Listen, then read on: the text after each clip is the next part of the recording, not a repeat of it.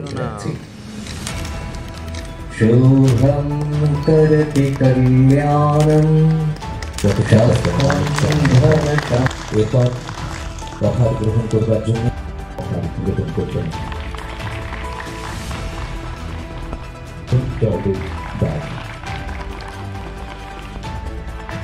এবং এরপর বিনীতা ভট্টাচার্য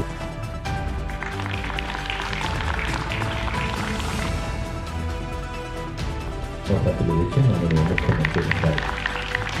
এছাড়া পিটিএস কথা তুলে দেওয়ার জন্য পিটিএস গ্রেড করে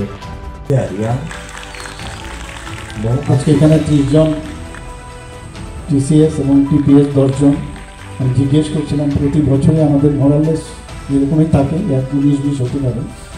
তো প্রতি বছরই এই যে ব্যবস্থাটা আমরা করছি এবং টিপিএসসির মধ্যেও অনেক চাপ যে রেজাল্ট বেরোয় না, এটাকে নিয়ে আমরা বোঝার চেষ্টা করেছি। খালি বললেই হবে না, টিপিএসসির পাঠালে অনেক দেরি করে, টিপিএসসির উপরে তাদের ইনফ্রাস্ট্রাকচারের সমস্যা, ওখানকার ম্যান পাওয়ারের সমস্যা। তো সেই দিকেও আমরা নজর রেখে সেখানেও যাতে টাইমলি হয়। এর মধ্যে খবর এলো যে 2022 পর্যন্ত একদম পুরো যা আছে টিপিএসসি পুরা ক্লিয়ার হয়ে গেছে। সেটা একটা আমাদের জন্য একটা বিরাট বিষয় হয়ে গেছে। দেখুন, এতে তো সময়ও নষ্ট হয়, রেজাল্ট বেরোচ্ছে না, মা বাবার উৎকণ্ঠা, আবার যারা ক্যান্ডিডেট তাদেরও উৎকণ্ঠা। আর আপনারা কিন্তু ভাগ্যবান একদিকে আমি বলবো। আগে ট্রান্সফার পোস্টিংয়ের জন্য কিন্তু অনেক একে আবার ধরতে হয়, কিন্তু এখন আমাদের মোদিজির কারণে আমাদের যে রাস্তাঘাট কমিউনিকেশনে তো সুন্দর হয়ে গেছে, যে ট্রেনে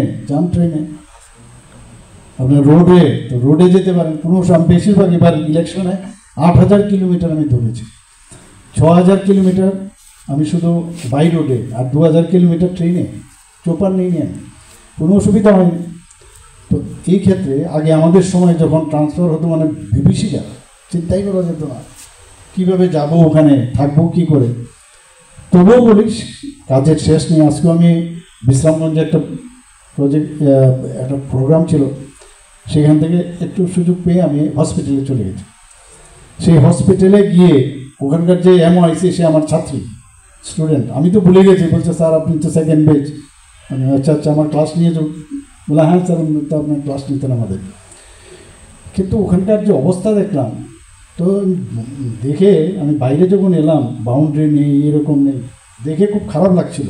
পিএসসি মনে হয় কত কিছু করার আছে, এত সরকার এত এলো গেল, কি করলো বুঝি না। যেখানে যায় স্কুলে গেলে বাউন্ডারি থাকে না। তো এর জন্যই অনেক সময় আছে মেনটেনেন্সের কারণেও সমস্যা হয়।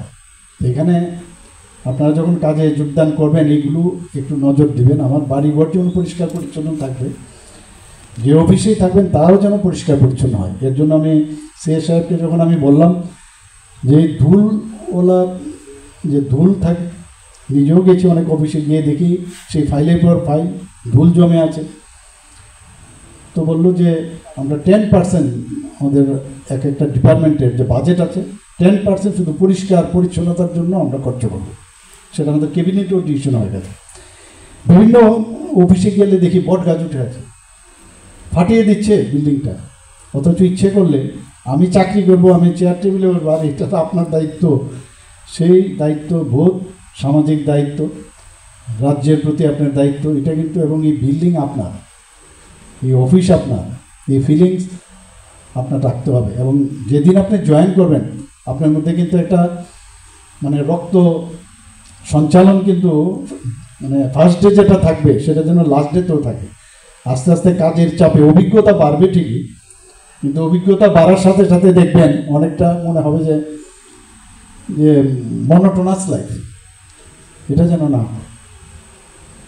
কারণ বয়স একটা নাম্বার, বয়স কোনো ফ্যাক্টর না, ডিপেন্ড করছে আমি কতটুকু কাজ করবো। আমি জ্ঞান দেওয়ার জন্য আপনাদের বলছি না, কিন্তু এটা খুব ইম্পর্টেন্ট। তাহলেই আমাদের যে কারণে ইউ আর সিলেক্টেড, তার আসল উদ্দেশ্য সফল হবে। আপনাদের যে আমরাও চেষ্টা করছি যতগুলো ভ্যাকেন্সি আছে, শূন্যপদগুলো যাতে যত তাড়াতাড়ি সম্ভব হয় ধারাবাহিকভাবে আমরা তার গুরুত্ব উপলব্ধি করে আমরা সেগুলোকে ফিল আপ করার চেষ্টা করছি।